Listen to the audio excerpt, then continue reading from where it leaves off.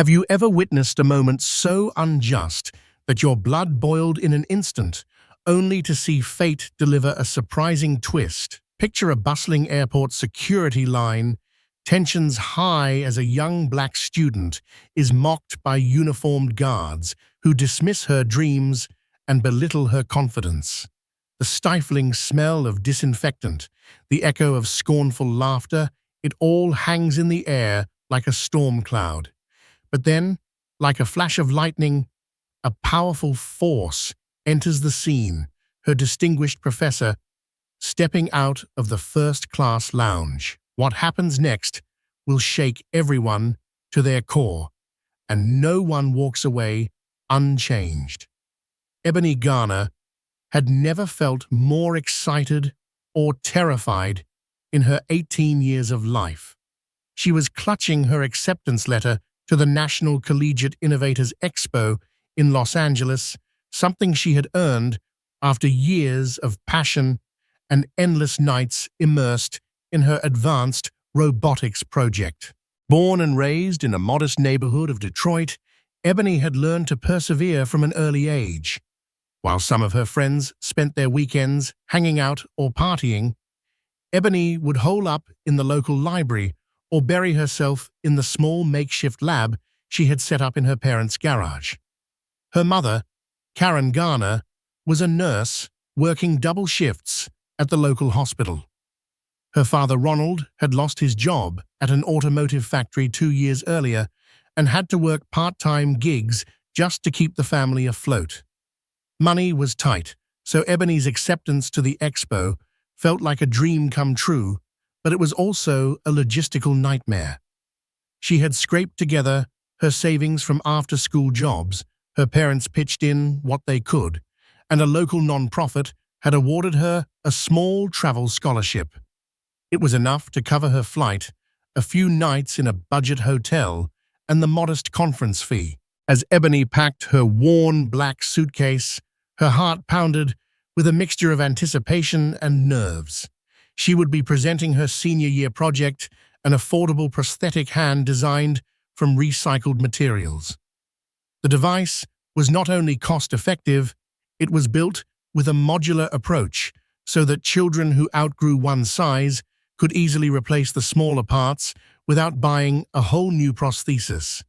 She had shown this invention to her high school science teacher and then to one of her local mentors, Professor Cassandra Henderson from Wayne State University.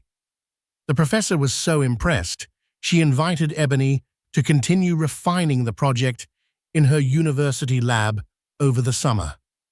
"Don't forget to call me as soon as you land," her mother instructed that morning, zipping up Ebony's jacket. Karen's eyes glistened with maternal pride. "And make sure you keep your ID safe at all times." "Yes, Mum," Ebony replied, unable to hide the small tremor in her voice. She was excited, yes, but there was a nagging sense of worry. Traveling alone for the first time, heading across the country for an event where she'd be one of the youngest, and based on what she'd seen in past participant lists, one of the few black female innovators. But Ebony had come too far to let fear stop her. She had dreams bigger than her pocket could handle, dreams that demanded courage. Her father squeezed her hand. "We're proud of you, Bean," he said, using her childhood nickname. "You've worked so hard for this. Don't let anyone tell you otherwise." She nodded, inhaling deeply. "Thank you both. I won't let you down." Professor Henderson, a tall, poised African-American woman in her early 50s, had told Ebony she would be on the same American Airlines flight out of Detroit Metropolitan Airport. The professor, however, was flying first class thanks to university funding and her own frequent flyer status. She promised Ebony that if anything went awry, Ebony should text or call her immediately. That morning, Ebony made her way through the airport. She wore her best pair of jeans, a comfortable sweater, and brand new sneakers.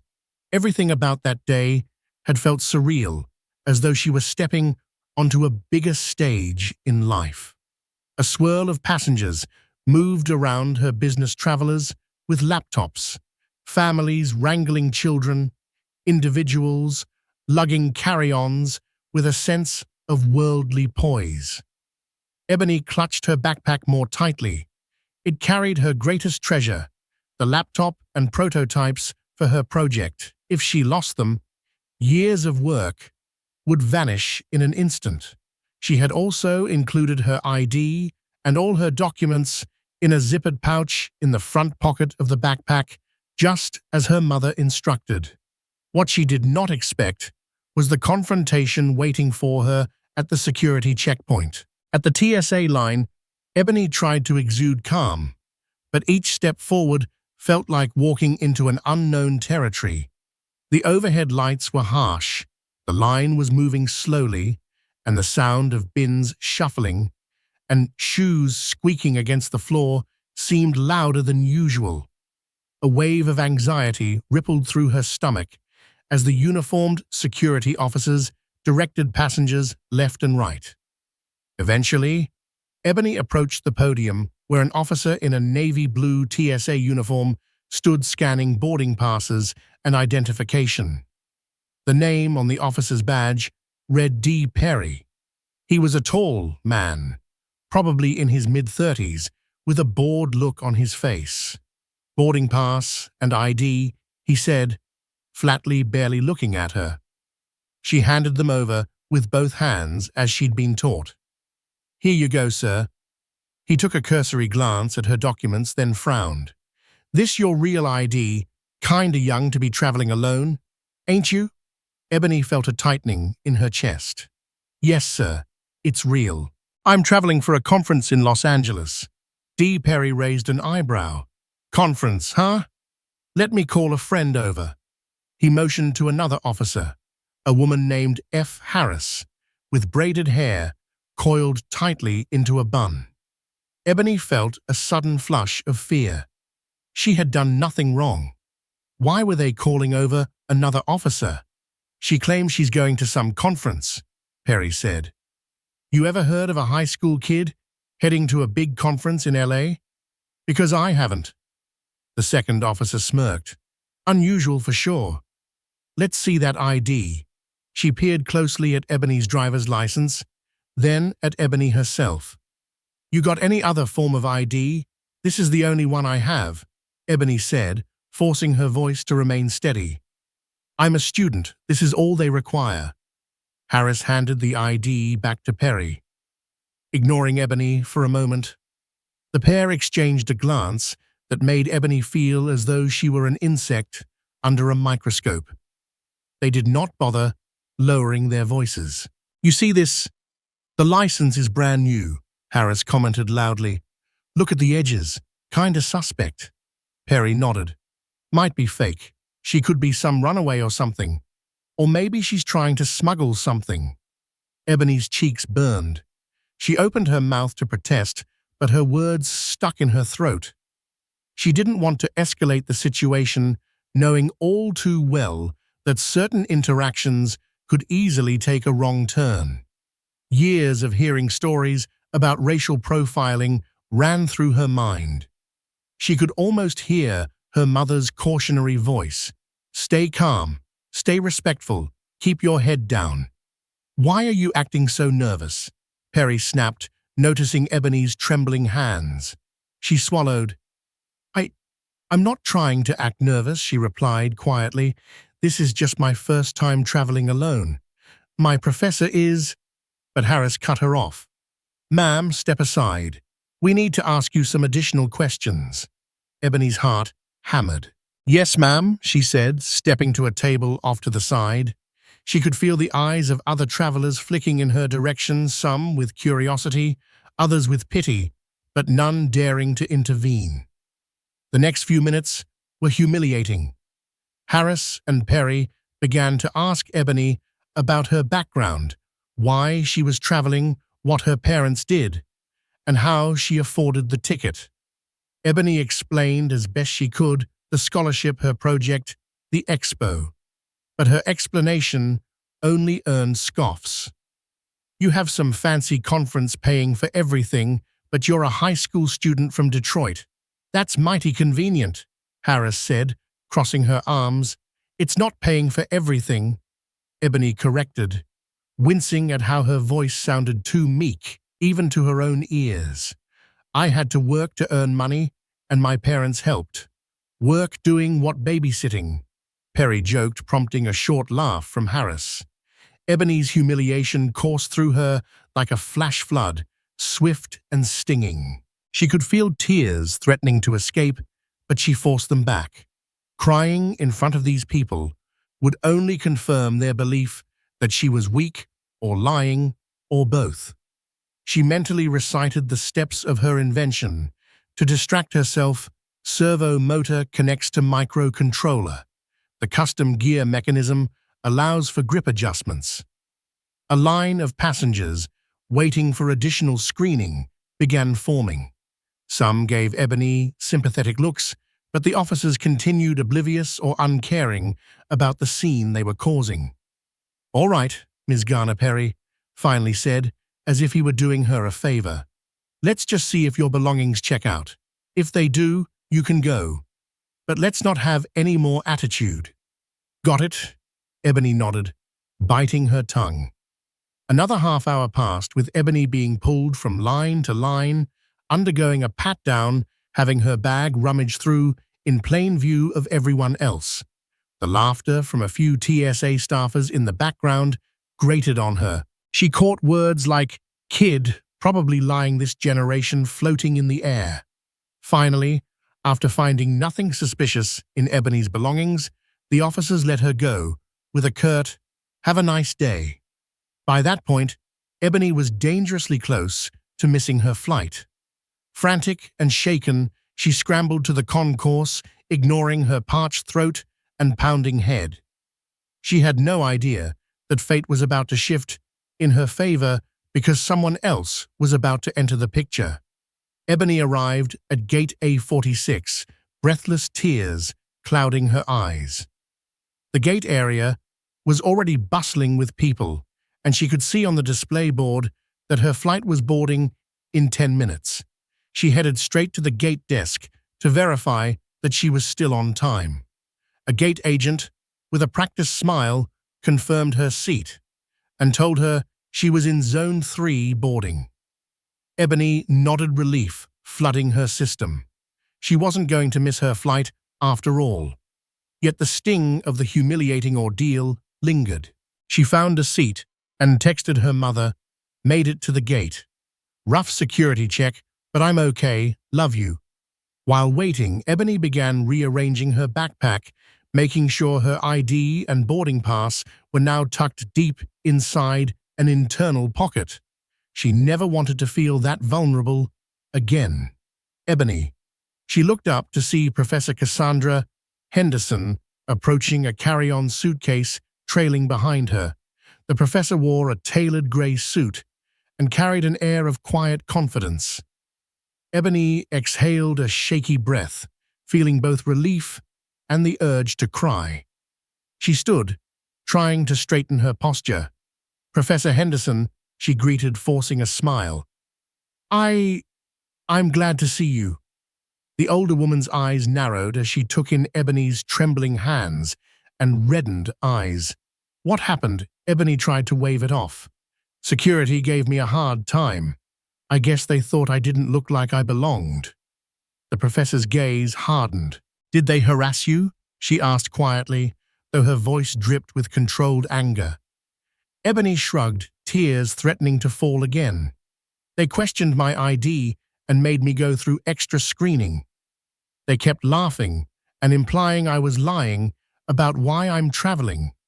It took forever." Professor Henderson's jaw tightened. "I see. Did you get names?" Ebony hesitated, then nodded. "Yes, D. Perry and F. Harris." She paused, her voice still shaky. "I'm just glad they finally let me go." Something flashed in the professor's eyes. Fury combined with a fierce protectiveness. "I can't believe this," she murmured. "Well, we'll address it later. For now, let's get on the plane. Let me upgrade you to my row if there's an open seat in first class. There might be a last-minute seat I can get you with my miles. You shouldn't have to worry about anything else." "No, it's okay," Ebony insisted, though her heart soared at the thought of riding in first class.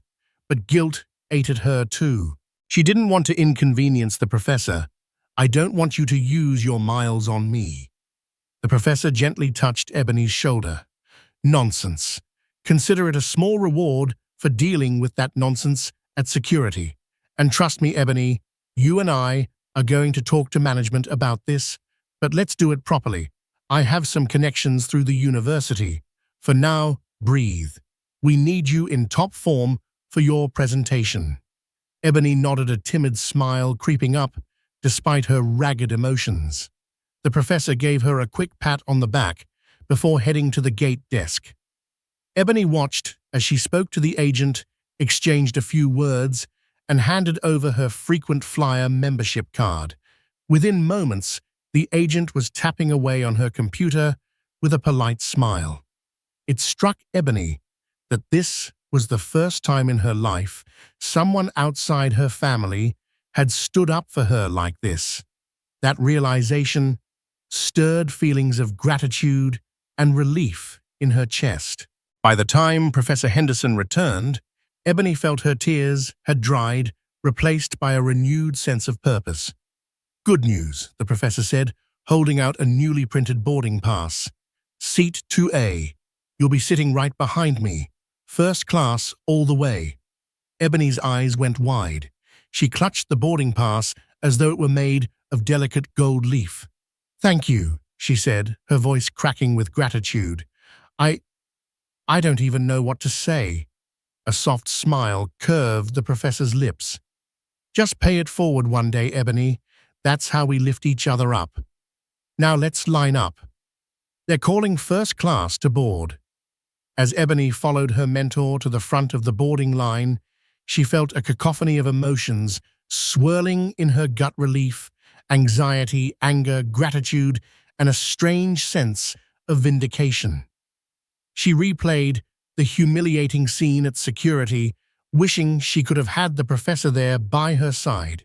But there would be other battles, and Ebony had the sense that she wouldn't be fighting them alone. She caught sight of a uniformed crew member scanning boarding passes, another reminder of how official everything was. Soon, Ebony was walking down the jet bridge, heart pounding. She clutched her backpack, which contained her entire future in the form of her research, and breathed in the recycled airplane air as she stepped on board. Little did she know, the real drama was yet to unfold in the skies above, and once they landed in Los Angeles. Ebony had never in her life seen the inside of a first-class cabin. The seats were wide and plush, arranged in pairs with ample legroom. The overhead bins were spacious, and the flight attendants moved with an air of practiced attentiveness. As Ebony found her seat 2A, she felt like she had stepped onto a private island of luxury. Professor Henderson was right next to her in 1A. She turned around, gave Ebony an encouraging nod, and said, "Make yourself comfortable. They usually serve a pre-departure beverage. Try some orange juice or maybe sparkling water to calm your nerves." Ebony smiled tentatively. "Yes, ma'am. Thank you again. I really appreciate this." A flight attendant with a name tag that read R. Thompson approached beaming. "Welcome aboard," he said, his voice smooth and professional. "May I offer you a beverage before takeoff?" Ebony blinked. "Orange juice, please," she managed. She tried to bury the lingering humiliation from the TSA encounter and focus on how fortunate she was now. She told herself she would not let negativity overshadow her accomplishment. She was on her way to present her invention, a moment she had dreamed of for years. The flight attendant returned with a glass of juice on a small tray. Ebony thanked him, then glanced out the window. In the distance, she could see baggage trucks whirring about and planes taxiing to runways. It was a large, busy world out there, and she was about to be part of it.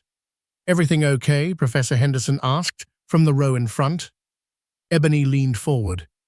"I'm still a little shaken, but I'm okay, thanks to you." The professor reached back lightly, squeezing Ebony's hand. "You belong here, Ebony. Don't ever forget that." Warmth flooded Ebony's chest. She sipped her juice, taking a moment to breathe.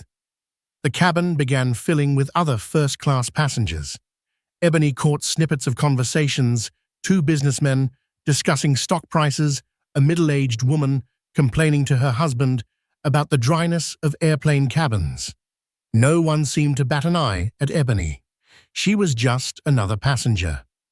But Ebony couldn't shake the feeling that the TSA incident was a precursor to something else, that the day's tension had only begun to unravel. And indeed, a confrontation was brewing just a few rows away. Ebony noticed a commotion at the front door of the aircraft. Two uniformed TSA officers stepped into the cabin, scanning the rows. Her stomach twisted. It was D. Perry and F. Harris, the same pair who had given her a nightmare at the security checkpoint. Her first thought was that they might be there for her. Maybe they had changed their minds or found some new reason to question her. Ebony felt panic rising, but she forced herself to remain seated. After all, she had done nothing wrong. Professor Henderson noticed them too. She turned around, her brow furrowed. "What are they doing here?" she whispered to Ebony. I don't know," Ebony replied, voice quivering. "Do you think?" Before she could finish, one of the officers, Harris, pointed to a seat in row 5. A male passenger with a shaved head and dark sunglasses was rummaging through a briefcase. The man looked up, startled. Perry stepped forward and asked to see the man's ID. The passenger protested, "I already showed TSA my ID." "What's going on?" Some first-class passengers craned their necks to watch, while others huffed in annoyance. The flight attendant, R. Thompson, tried to intercede. "Officers, is there an issue?" Harris shot him a curt glare. "We have reason to believe this passenger may be carrying an unauthorized item." "Step aside." Another wave of relief and guilt washed through Ebony as she realized they weren't here for her. But that relief was tempered by an echo of her own experiences. She knew how humiliating it felt to be singled out without clear justification. She also couldn't help but wonder if this was truly about contraband, or if the TSA officers were on some power trip. The rest of the cabin waited, with bated breath, as the officers rummaged through the passenger's bag. They pulled out a small toiletry kit that apparently exceeded the liquid limit.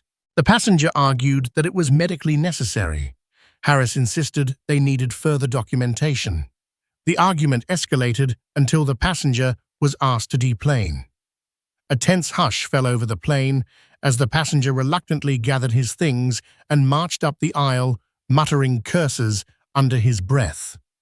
The flight attendants exchanged troubled looks. Officer Perry and Officer Harris shot Ebony a quick glance on their way out, as though reminding her of their presence. Then they disappeared. Ebony exhaled a breath she didn't realize she was holding. She turned to the professor, eyes wide. "That was intense," she whispered. The professor nodded, face tight. "Some officers let their power get to their heads. Unfortunately, this happens more often than we'd like." A few minutes later, the captain came on the PA system, announcing a short delay due to the security incident. Ebony and the professor exchanged knowing looks. The memory of Ebony's own ordeal still burned. But Ebony was thankful that at least she had a boarding pass with her name in first class. She clung to the small victory. When the plane finally pushed back from the gate, Ebony tried to focus on the bigger picture. She was heading to Los Angeles, to a future that she'd worked tirelessly to create. She looked out the window.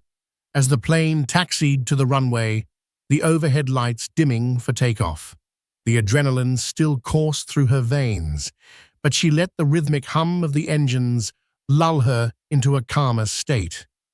Little did she know that a twist of fate awaited her upon arrival, a twist that would not only vindicate her, but also show the world just how powerful her invention could be. Once the seatbelt sign was off and the plane reached cruising altitude, Ebony felt some of her tension drift away. A flight attendant passed through the cabin with a hot towel service, another first for Ebony, and she fumbled with how to use the steaming cloth. She noticed the other passengers calmly refreshing their faces and hands, so she followed suit, feeling an odd mix of self-consciousness and joy. Professor Henderson turned around in her seat, craning her neck to speak quietly. "How are you feeling?" Ebony offered a small shrug. "Better, I guess. Thank you for upgrading me. This is a completely new world for me." The professor smiled, then motioned for Ebony to walk up to the galley area so they could speak more privately. Ebony followed, intrigued. In the dimly lit aisle, with most passengers either watching their seatback entertainment or trying to nap, the professor leaned against a storage compartment. "I wanted to talk to you about the expo," the professor said in a low voice. "They're expecting a lot from you, Ebony. You know that, right?" Ebony nodded, heart pounding. "Yes, and I've prepared. I have my schematics, my prototypes, everything. I just hope I don't mess up." Professor Henderson's expression softened. "You won't. Your project is groundbreaking, Ebony, an affordable prosthetic that grows with the user. That's exactly the kind of innovation that can change lives, especially in underprivileged communities. And I believe the judges will see its value." Ebony felt a surge of pride. "I really want to help people who can't afford traditional prosthetics. They're so expensive and insurance doesn't always cover them, especially for kids. And you know, I also want to prove that I belong in the STEM world." "You do belong," the professor insisted. "You've worked hard for this." "But, Ebony, there might be some pushback." "Pushback?" Ebony echoed, frowning. "Sometimes larger corporations that manufacture prosthetics see projects like yours as a threat. They might dismiss it or question the quality. Don't let them intimidate you." Ebony nodded, remembering the times she had tried to contact major prosthetic companies for research data and been brushed off. It still amazed her that this high school project had garnered enough attention for her to be invited to a collegiate expo. "I won't let them scare me," Ebony said. Mustering confidence, she wasn't entirely sure she had. "Good," the professor said, smiling. She glanced down the aisle, noticing a flight attendant approaching with a beverage cart. "Let's go back to our seats. Stay focused, Ebony. After what happened today, I want you to use that frustration as fuel. Show them what you're made of." Ebony nodded, feeling a newfound determination. As they returned to their seats, Ebony reflected on how surreal her morning had been. She had been ridiculed by TSA, upgraded to first class, and now found herself discussing corporate pushback on her invention all in the span of a few hours. For the first time, Ebony allowed herself to imagine the future, if things went well, at the expo's scholarship opportunities, partnerships with universities, perhaps even winning an award that would help fund further development. She wondered if she might eventually patent her design. Before she could delve deeper into daydreams, she felt a gentle tap on her shoulder. It was one of the flight attendants, a woman named Kay Reeves. "Miss, I saw you come on board with Professor Henderson," Reeves said, her tone polite. "I just wanted to let you know you're very lucky to have her mentorship. She's a big name in biomedical engineering." Ebony blinked, glancing at Professor Henderson's seat. The professor was reading a book, oblivious to their conversation. Ebony knew the professor taught mechanical engineering and had done significant research, but she hadn't realized she was that famous in the field. "Really?" Ebony asked softly. Reeves nodded. Absolutely. I have a friend who studies at Wayne State, and she speaks very highly of Dr. Henderson. She's published in a bunch of renowned journals. Anyway, I just wanted to say hi, and I hope you have a great flight. As Reeves walked away, Ebony felt her heart swell with gratitude. She had no idea that Professor Henderson's reputation reached even here at 35,000 feet. Once again, she marveled at how the professor had taken her under her wing. With renewed reverence, Ebony settled back into her seat, letting the hum of the plane cradle her thoughts. The first-class cabin felt like a different universe, one where Ebony could dare to dream and momentarily forget the stinging memory of security's laughter. Yet in her mind, she replayed the scornful voices of Perry and Harris. "You don't look like someone who could be going to a conference," probably lying. She vowed that if ever given the chance, she would stand up not just for herself, but for anyone else who faced that kind of dismissive prejudice. Little did she know that moment would come sooner than she thought. An hour into the flight, Ebony found herself drifting off to sleep. The gentle vibrations of the aircraft and the comfortable first-class seat were a world away from her cramped bedroom back home. She didn't realize how exhausted she was from the early morning, the adrenaline rush, and the emotional toll of being harassed. Just as she was about to fully slip into slumber, a jolt startled her awake. The seatbelt sign pinged on, and the plane shook with turbulence. Ebony clutched her armrests, eyes wide. She'd experienced mild turbulence before, but this felt sharper. The flight attendant's voice came over the PA. "Ladies and gentlemen, the captain has turned on the fasten seatbelt sign due to unexpected turbulence. Please remain seated and keep your seatbelts fastened until further notice." Ebony's heart thudded as the plane jolted again. She glanced at Professor Henderson, who was calmly turning off her overhead light and leaning back in her seatbelt secured. Seeing the professor so composed eased Ebony's panic a bit. Despite the turbulence, Ebony tried to quell her anxiety by reading over her presentation notes. She could recite them by heart, explaining how her prosthetics modular design could be assembled in under an hour, how each segment was 3D printed from biodegradable plastic, and how the entire cost was less than a tenth of a standard prosthetic hand. She mentally walked through her slides, imagining how she'd present them to a room full of potential investors, academics, and fellow innovators. Suddenly, the plane pitched in a more violent manner, eliciting gasps from several passengers. Overhead compartments rattled. A few stray items fell to the floor, including Ebony's notepad, which skittered down the aisle. She briefly considered getting up to retrieve it, but thought better of it. The flight attendants were strapped into their seats, and the seatbelt sign glowed ominously. As Ebony's pulse raced, she tried to distract herself by looking out the window, but all she saw were gray clouds swirling beneath them. Another jolt caused a beverage cup to tumble off a tray table across the aisle, splashing coffee onto the floor. This was definitely not your average turbulence. Her breath came faster. Every muscle in her body tensed. She recalled how people joked about plane crashes, and though she knew the statistics that flying was safer than driving, fear gnawed at her. She silently prayed for the turbulence to end. Minutes later, the captain's voice crackled overhead. "Folks, we're experiencing a bit of severe turbulence. Please remain calm. We're attempting to navigate to smoother air. Please keep your seatbelts fastened." Ebony closed her eyes and gripped the armrests, focusing on steadying her breathing. Inhale, exhale. The seat rocked beneath her, but slowly the plane seemed to level out.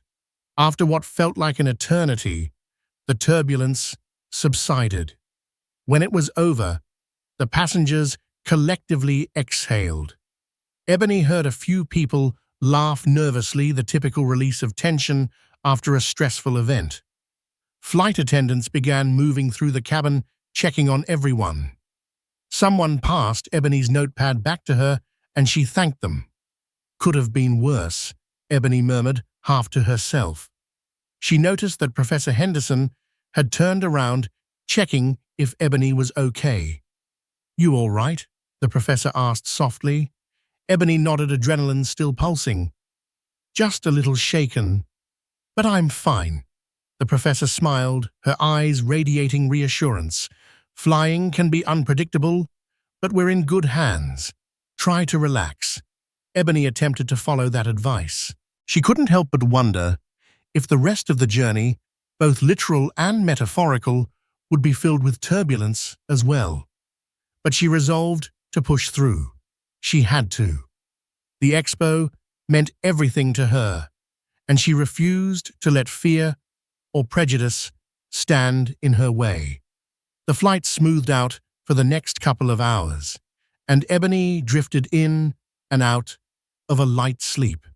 She dreamt fitfully of mechanical arms, rows of seats, and mocking laughter that morphed into applause. Eventually, she woke to the gentle overhead lighting, signaling that breakfast service would begin soon. As she rubbed her eyes, Ebony noticed a man seated across the aisle from her in 2C, dressed in an impeccably tailored suit. He was older, maybe in his 50s or 60s, sporting salt and pepper hair and wire-rimmed glasses. He nodded politely when he saw Ebony stirring. "Good morning," he said quietly, mindful not to disturb other passengers. Ebony managed a tired smile. "Morning." She busied herself checking her phone to see if she had any messages. She didn't, of course, since they were still in flight mode, and then rummaged for her headphones to watch a movie. As she was untangling the cord, she felt a tap on her shoulder. "I couldn't help but overhear yesterday," the man in the suit said, keeping his voice low. "You're attending some sort of conference in Los Angeles. I heard you mention to the professor that you have a robotics project." Ebony blinked. She wasn't sure how much he had overheard or if he was just making conversation. "Yes," she said cautiously. "It's an innovation expo. I'm presenting my prosthetic hand design." His eyes lit up with genuine interest. "Prosthetics, that's impressive. I'm Henry Clarkson. I work with the Clarkson Foundation, a philanthropic organization that funds medical research and humanitarian projects." Ebony's pulse kicked up a notch. That's amazing." "I'm Ebony Garner," she replied, extending a hand to shake. "I'm still in high school, but I've been researching prosthetic solutions for a while now." "High school?" Henry's brow lifted in amazement. "That's extraordinary. Have you partnered with any labs or corporations yet?" Ebony glanced at Professor Henderson, who was still sleeping. "I've done some work at Wayne State University under Professor Henderson's mentorship, but no corporate partners, not yet. I was hoping the expo might open some doors." Henry nodded thoughtfully. "Well, I might be able to help connect you with some folks who share your passion for affordable medical solutions. The Clarkson Foundation, for instance, has several initiatives that align with what you're doing." Ebony's mind whirled. A door was indeed opening, possibly bigger than she dared hope. "That would be, wow, that would be incredible," she said softly. "I can't believe this," he chuckled. "Sometimes fate puts us in the right place at the right time, Ms. Garner. If you have a business card, or at least your email address, I'd love to keep in touch." A pang of embarrassment hit Ebony. She didn't have business cards. "I don't have any cards on me," she admitted, "but I can jot down my email for you."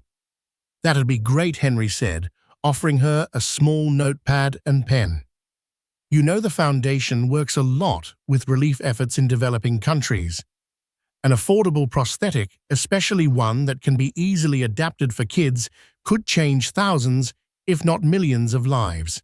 As Ebony wrote down her email, her excitement soared.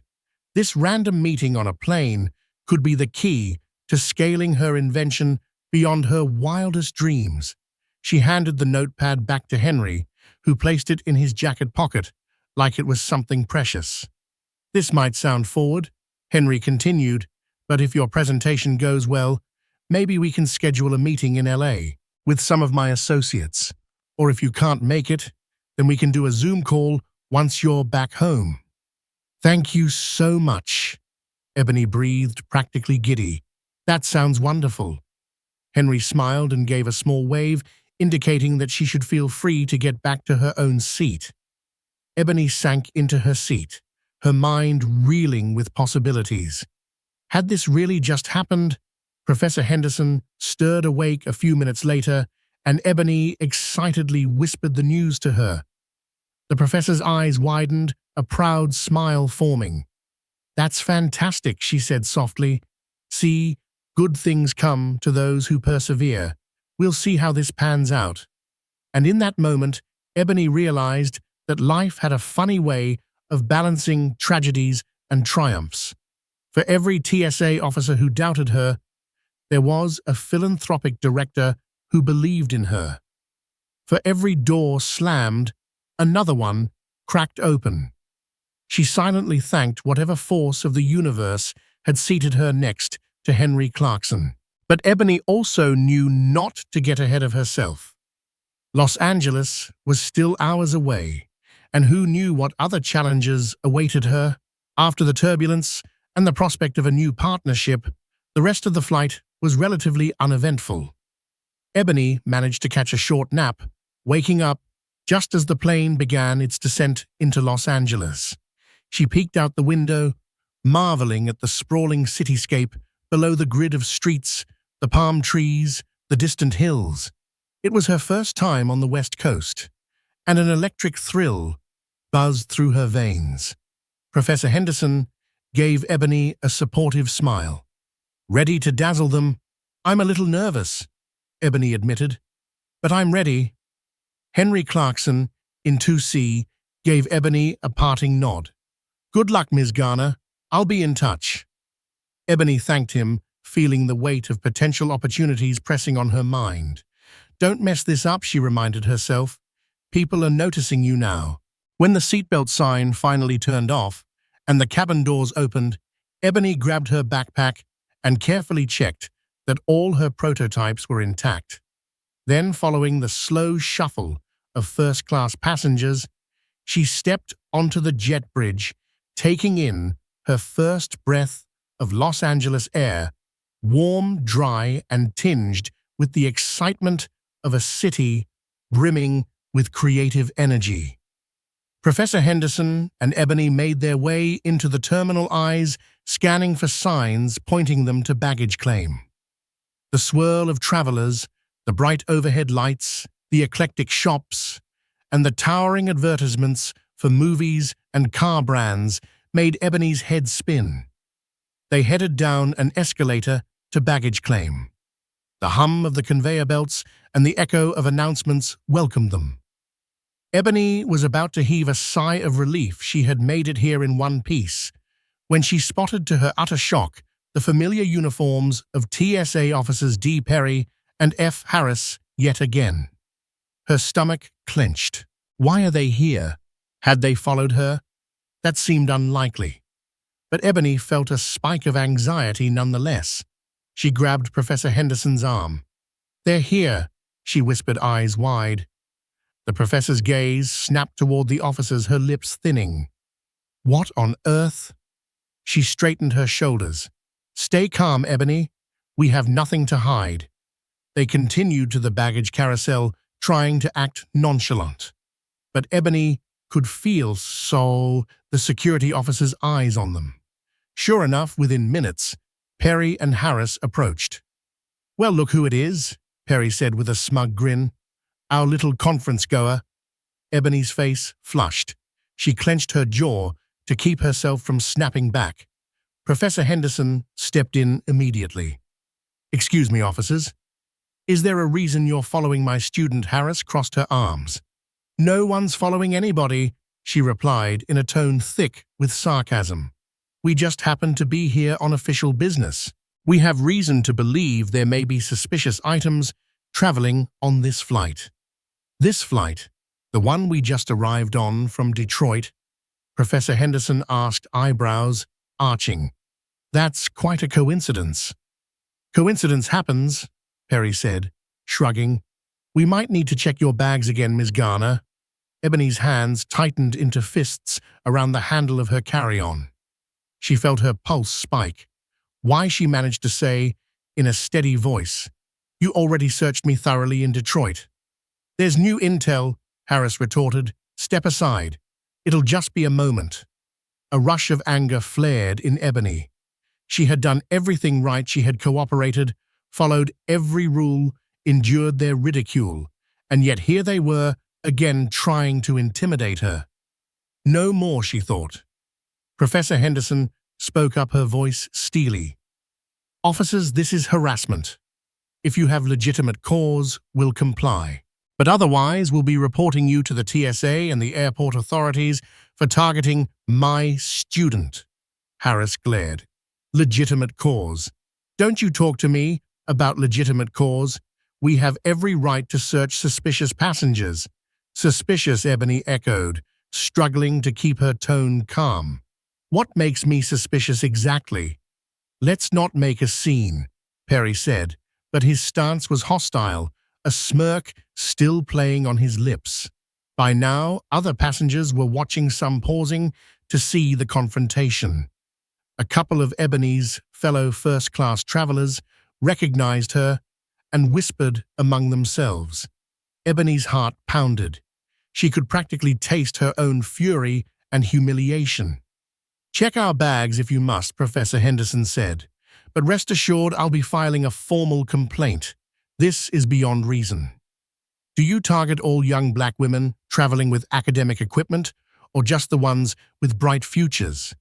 Harris's eyes blazed, but she said nothing. Instead, she and Perry began rummaging through Ebony's carry-on, pulling out the prototype pieces wrapped in bubble wrap.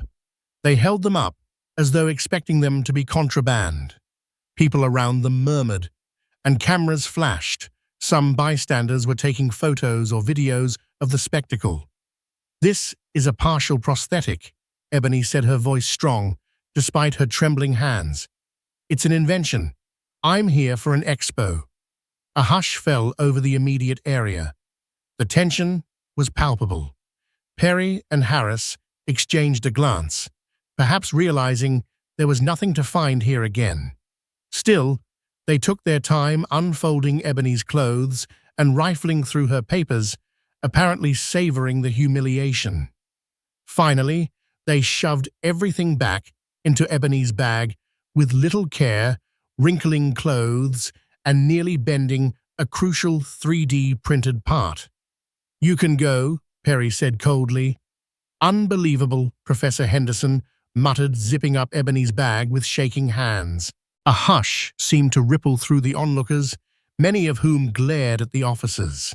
Ebony's throat was tight, anger and embarrassment scorching her from the inside out. Yet a flicker of vindication sparked when she saw the disapproval in the eyes of so many around them. If Perry and Harris expected to degrade her into silence, they might have miscalculated. Still seething, Ebony and Professor Henderson collected their checked luggage from the carousel and walked away. Ebony's entire body trembled. She wanted to scream or cry, she wasn't sure which. But she held her head high, determined not to let them see her break. Not here, not now. Little did Ebony know that this very public incident was about to take on a life of its own on social media, igniting conversations she never expected, and leading to consequences that would stun everyone involved. By the time Ebony and Professor Henderson arrived at their modest hotel near downtown Los Angeles, Ebony was on the verge of an emotional meltdown. The second encounter with TSA had cut deep. She felt violated, humiliated, and angry.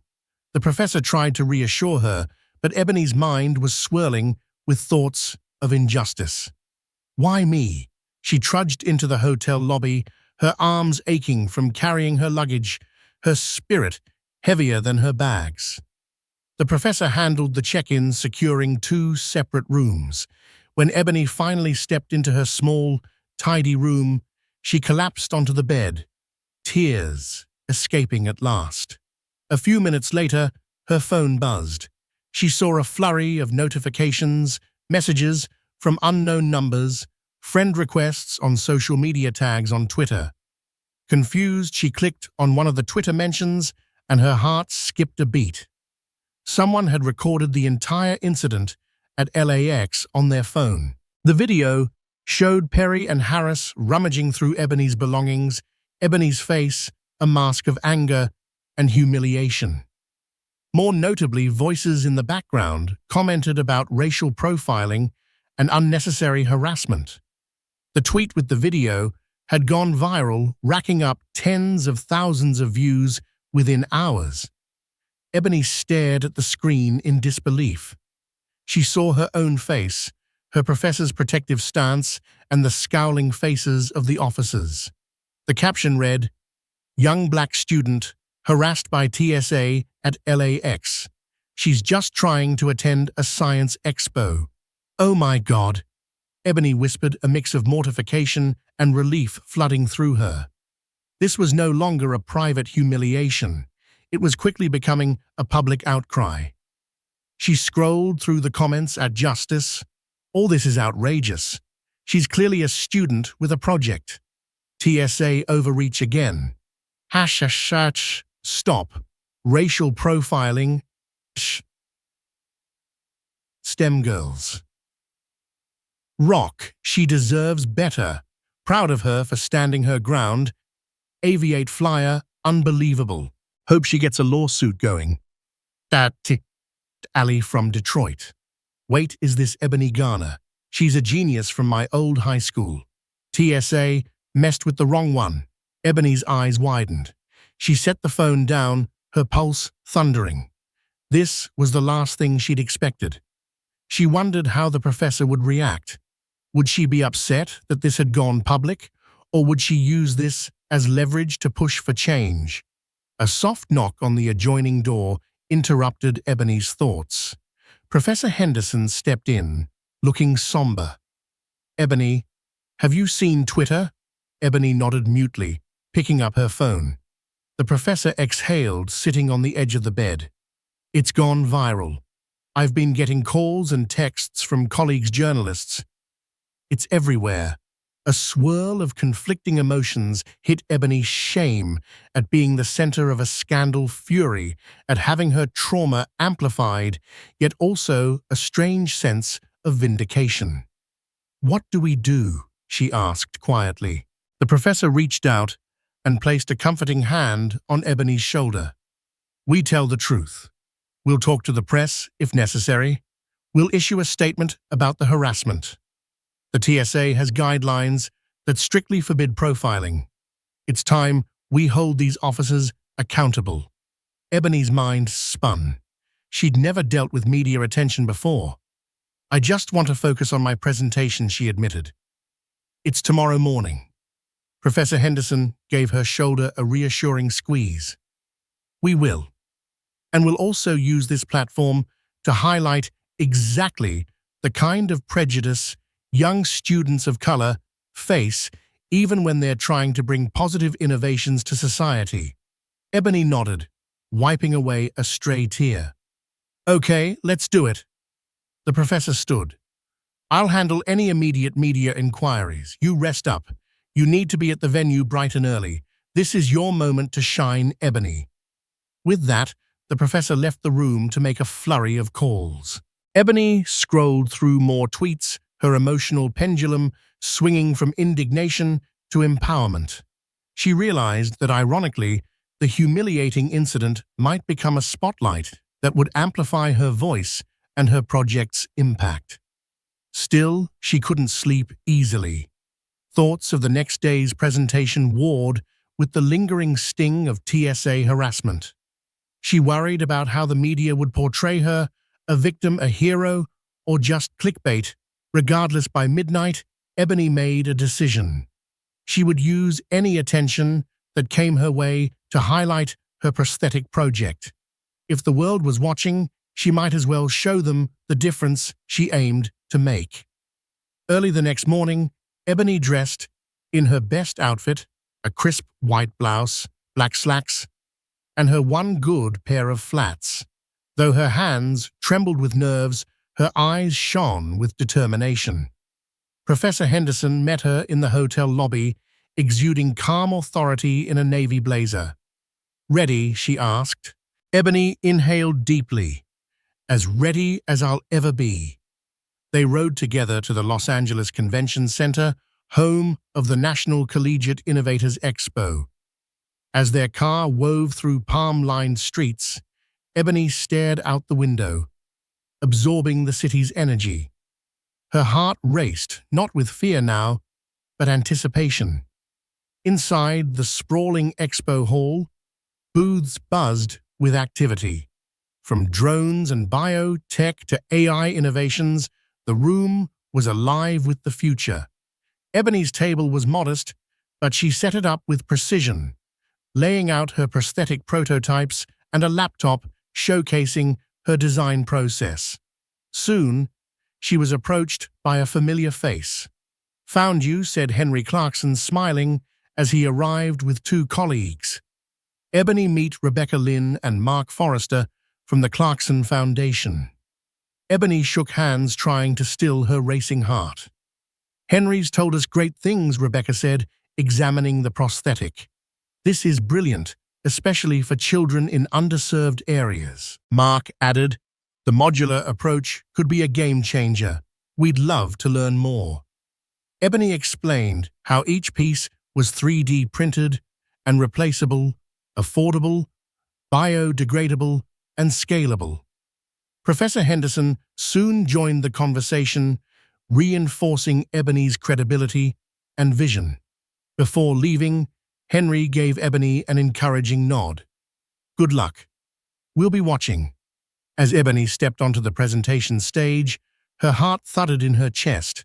She scanned the audience, professors, judges, students, and near the back, Professor Henderson smiling with quiet pride. "Good morning," she began, voice steady. "My name is Ebony Garner, and today I'm presenting a modular prosthetic hand designed to grow with the user." As she spoke, something shifted inside her. Confidence surged.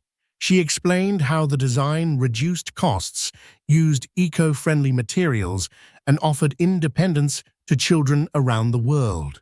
Her words were clear, her vision passionate. When she finished, applause filled the room. Judges asked detailed questions, which she answered with quiet authority. Cameras flashed. Phones recorded. People leaned in, inspired not just by her work, but by her presence. Back at her booth, the momentum continued. Attendees asked about her background, goals, and future plans. Some recognized her from the viral airport video. Others came purely for the innovation. Either way, Ebony stayed focused, letting her invention speak louder than the noise surrounding it. Later that afternoon, she checked her phone. Dozens of messages poured in, interview requests, praise, support. One headline stood out: "Young innovator harassed at airport delivers stunning expo presentation." Ebony didn't smile out of spite, but out of purpose. She had taken her pain and turned it into power. As the day wound down, Professor Henderson appeared beside her. "You did it," she said. Ebony nodded, overwhelmed by it all, but ready for what came next. After her presentation, Ebony returned to her booth, still riding the wave of adrenaline. Attendees filtered in, offering praise, shaking her hand, and asking about the future of her prosthetic project. Some had seen her present, others had heard whispers about her and came curious. She answered questions with confidence, her earlier nervousness now transformed into pride. By mid-afternoon, Ebony finally paused to check her phone and froze. Dozens of messages lit up her screen. Mentions, tags, DMs. A tweet had gone viral. someone at LAX had recorded the entire altercation with TSA officers Perry and Harris. The caption read, "Young black student, harassed at LAX, she's just trying to attend a science expo." In the video, Perry and Harris could be seen rummaging through Ebony's bag as she stood by, visibly shaken. Voices in the background criticized their actions. Viewers had noticed the prosthetic parts, the conference badge, the unjust scrutiny. Comments poured in. "This is profiling, period. And why is TSA treating future scientists like criminals? She's a hero, they're a disgrace." Big names in tech had retweeted the clip, calling Ebony a rising star. Some asked for interviews. Others offered mentorships. Her name was now on everyone's radar, not just for what she'd invented, but for what she'd endured. Then came the breaking news headline, "TSA officers under investigation for racial profiling at LAX." Ebony's breath caught. The article referenced her by name, detailing the double screening she'd endured in Detroit and again at LAX. A TSA spokesperson claimed the agency did not condone such behavior and was launching a full internal review. Her phone buzzed again. It was her mother. "Ebony, baby, are you okay?" Her mum's voice cracked with emotion. "We saw the video. We're so proud but also furious." Ebony swallowed hard. "I'm okay, Mom. It was horrible, but people are standing up for me. The professor's handling the press, and my presentation went really well." "Oh, sweetheart, I'm so proud of you," her mum repeated tearfully. "They messed with the wrong girl. Karma's coming." Ebony smiled through the sting. "Yeah, it really is." When she hung up, she felt a new kind of power settle inside her. Not the power of revenge, but of purpose. She returned to her booth with renewed composure. More visitors came by, some referencing the video. But she stayed focused. She wasn't just a story, she was a solution. As the day wrapped, she learned she'd earned an honorable mention, not the grand prize, but more than enough to draw serious attention from foundations, universities, and investors. Outside the convention center, Professor Henderson stood beside her, both women watching the California sun dip below the horizon. "You did it," the professor said. Ebony nodded, overwhelmed. "I didn't let them stop me." "No," Henderson agreed, "you lit the sky instead." They smiled, and for the first time in days, Ebony felt not just seen, but unstoppable. As the sun set on that unforgettable day in Los Angeles, Ebony Garner stood triumphantly on the cusp of a new chapter, one she'd earned through courage, resilience, and a relentless pursuit of her dreams. The struggles she faced in airport security only amplified her voice on a national scale, proving that when injustice tries to silence you, the truth can speak louder than ever. But Ebony's story doesn't end here. This is only the start of a journey that promises to transform lives and challenge assumptions at every turn. So if you found inspiration in Ebony's determination, if her victory lit a spark in you, please hit that like button, share this story with someone who needs a boost of hope, and subscribe for more tales of triumph over adversity. Join us on this path toward a world where everyone can rise above limitations and shine.